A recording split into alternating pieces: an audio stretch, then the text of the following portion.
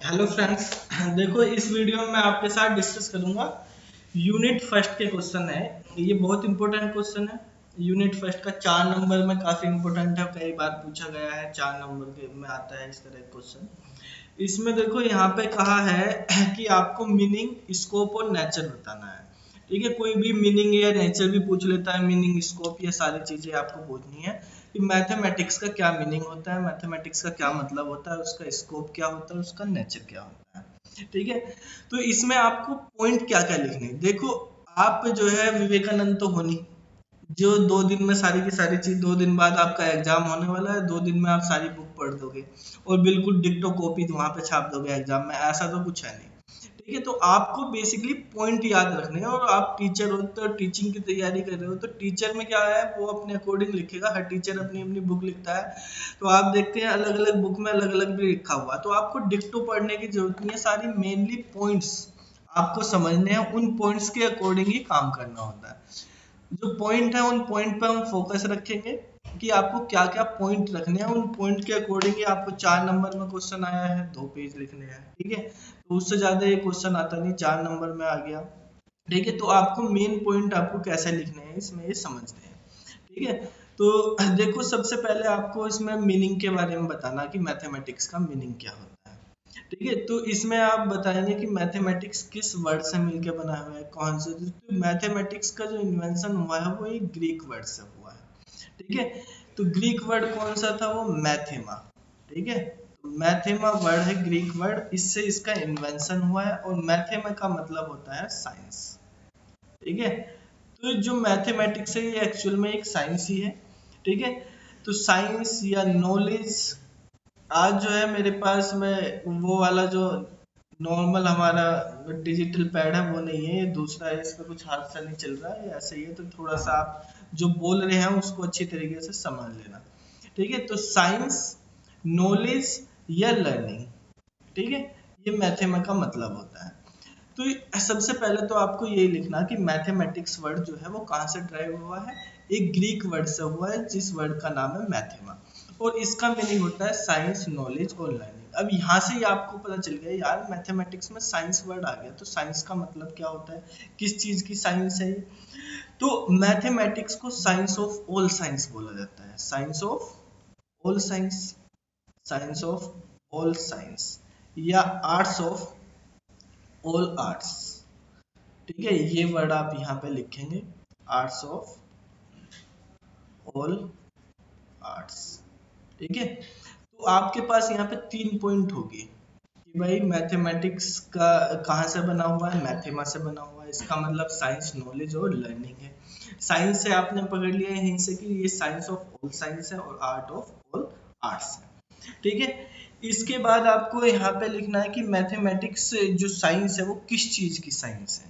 ठीक है, तो ये अब साइंस से ही लेके चल देंगे। यहाँ पे बेसिकली आप साइंस वाले ही मैथमेटिक्स पढ़ते हैं, तो साइंस ये, साइंस का भी इससे डायरेक्टली कनेक्शन होता है। ठीक है, तो साइंस किस चीज की है, इसमें आप क्या क्या चीज पढ़ते हो, जैसे नंबर, कोई क्वांटिटी। ठीक है, तो यहाँ पे आप लिखेंगे it is a science of numbers, numbers की साइंस है। साइंस ऑफ क्वांटिटी, ठीक है, क्वांटिटी की साइंस हो गई। साइंस ऑफ स्पेस, ठीक है, भाई नंबर भी इसमें आप पढ़ते हो, नंबर के बारे में। क्वांटिटी आप मेजर करते हो, स्पेस देखते हो, जब आप सर्किल बना रहे हो, रेक्टेंगल बना रहे हो, तो वहां पे स्पेस, एरिया वगैरह आप यूज करते हो। आपको किसी चीज का मैग्नीट्यूड निकालना है तो मैग्नीट्यूड। ठीक है, तो देखो, आप अगर ये चीज लिखोगे, आपके 4-5 लाइन आपके यहाँ पे कंप्लीट हो जाएंगे। ठीक है, फिर आपको क्या लिखना है यहाँ पे कि भाई साइंस के बारे में हमने एक ये वर्ड लिया बस, मैथेमा, उससे ही हमने ये सारी चीजें निकाल ली कि नंबर का साइंस है, ये क्वांटिटी का साइंस है, स्पेस का साइंस है, मैग्नीट्यूड का साइंस है।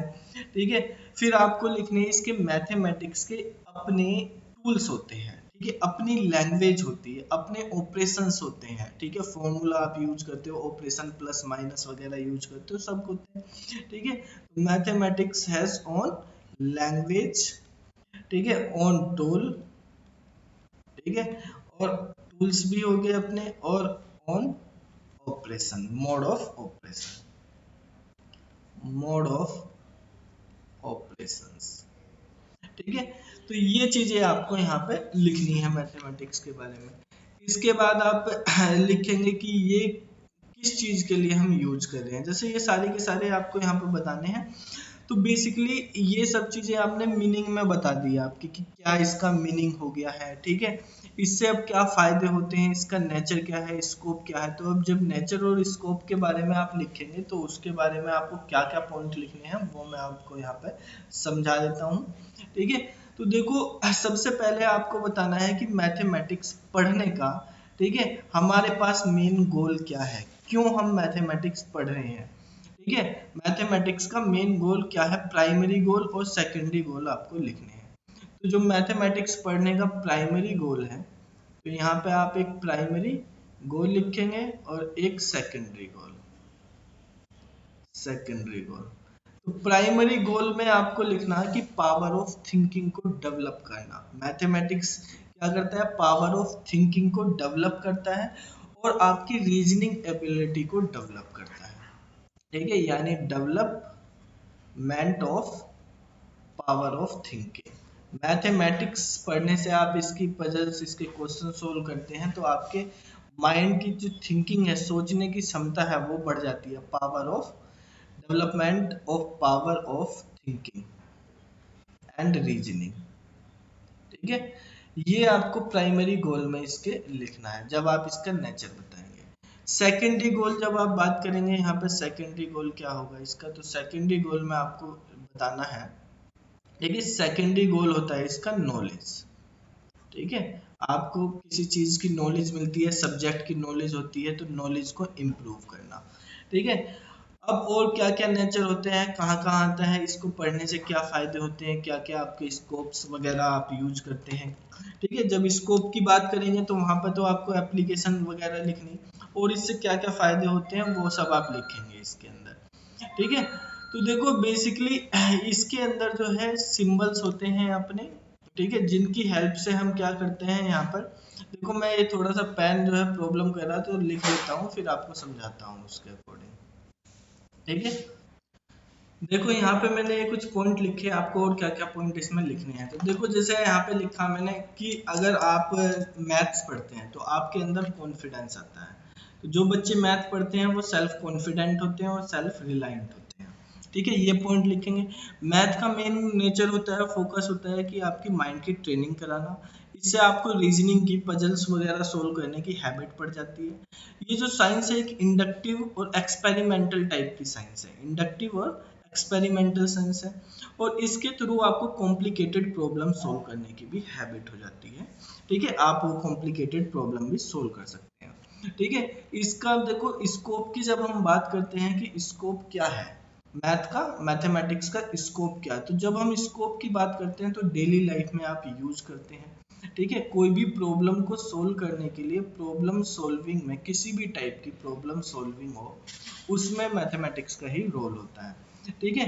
तो day to day daily life जो होती है उसमें इसका यूज होता है, ठीक है। जैसे आप मान लिया कुछ सामान परचेज करने जा रहे हैं, परचेजिंग कर रहे हैं आप, यानी शॉपिंग कर रहे हैं, तो शॉपिंग में भी आपको मैथमेटिक्स की कैलकुलेशन की जरूरत पड़ेगी वहां पर, ठीक है। आप कोई भी नंबरिंग करते हैं किसी में भी, तो इसका जो स्कोप है कहाँ कहाँ यूज हो रहा है। जैसे आप मान लिया कोई बिल्डिंग भी बना रहे हैं, कंस्ट्रक्शन का काम कर रहे हैं, तो वहाँ पे भी मेजरमेंट आपको करना पड़ता है, उसमें भी आपको नंबर्स की जरूरत है, ज्योमेट्री की जरूरत है, किस तरह से आपको करना है, मेजरमेंट, स्पेस वगैरह, ये सारी चीजें वहाँ पे यूज करी जाएंगी, ठीक है। तो ये जो है बेसिकली हमारे पास जितनी भी वो होती हैं, साइंस होती हैं या इंजीनियरिंग होती है, सब जगह यूज होते हैं। तो आपको ये बताना है, कोई कुक है, ठीक है, कोई फार्मर है, ठीक है, कुक हो, फार्मर हो, कारपेंटर हो, इंजीनियर हो, ठीक है, या मैकेनिक हो, डॉक्टर हो, किसी भी चीज में साइंटिस्ट हो, सब जगह क्या है, मैथमेटिक्स की जरूरत है, ठीक है। कौन किस तरीके से यूज करता है उसमें बताना भी। फार्मर खेत में जा रहा है तो खेत की कितना जैसे मान लिया आप खेत में कितने में क्या बोना है, आपको कितने एरिया में लगाना, कैलकुलेशन करेंगे भाई। मान लिया मुझको धान लगानी है, ठीक है, 5 बीघे में लगानी है, तो उसको नापेंगे ना, वो इतने बीघे में कितनी धान लगेगी, कितने किलो आएगी, क्या लगाना है उसके अकॉर्डिंग, कब उसकी कितने दिन बाद वो करनी है, निराई गुड़ाई वगैरह, ये सारी चीजें उसमें होती है। इंजीनियरिंग आप कर रहे हैं किसी भी टाइप में, वहाँ पे इसका यूज होगा। साइंटिस्ट है, म्यूजिशियन है, तो म्यूजिशियन भी अपना क्या होगा, किस तरह से उसको जो पिच है वो ज्यादा करनी कम करनी, किस तरह से उसको यूज करना, ये सारी चीजें। शॉपकीपर हो गया कहीं भी, तो ये सारे के सारे आपको स्कोप में लिखने हैं।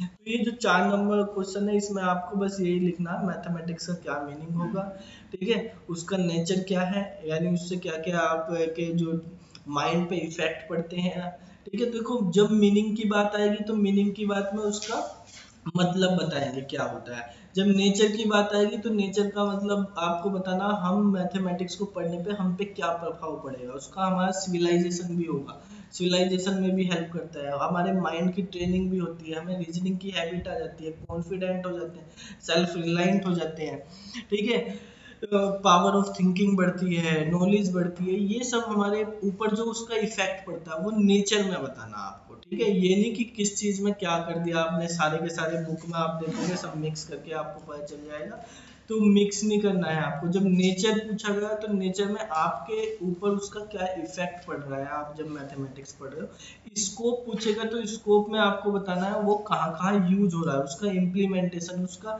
एप्लीकेशन कहाँ पर है। और मीनिंग में आपको मैंने बताया ही है क्या होता है, वो साइंस ऑफ ऑल साइंस होती है, आर्ट्स ऑफ और आर्ट्स होती है, मैथेमा से बनी हुई है, साइंस नॉलेज, ठीक है, उसका मीनिंग होता है लर्निंग। फिर साइंस क्या होती है वे सब आपको बता देना है, साइंस किस किस में, मेजरमेंट में, क्वांटिटी में, नंबर्स में, सिंबल्स में, सब जगह, ठीक है। और आप ये बता देंगे मैथमेटिक्स के टाइप्स बता देना, अलजेब्रा होता है, ठीक है, अर्थमेटिक होता है, ज्योमेट्री होती है, ठीक है, तो वो आप सब लिख सकते हैं इसमें।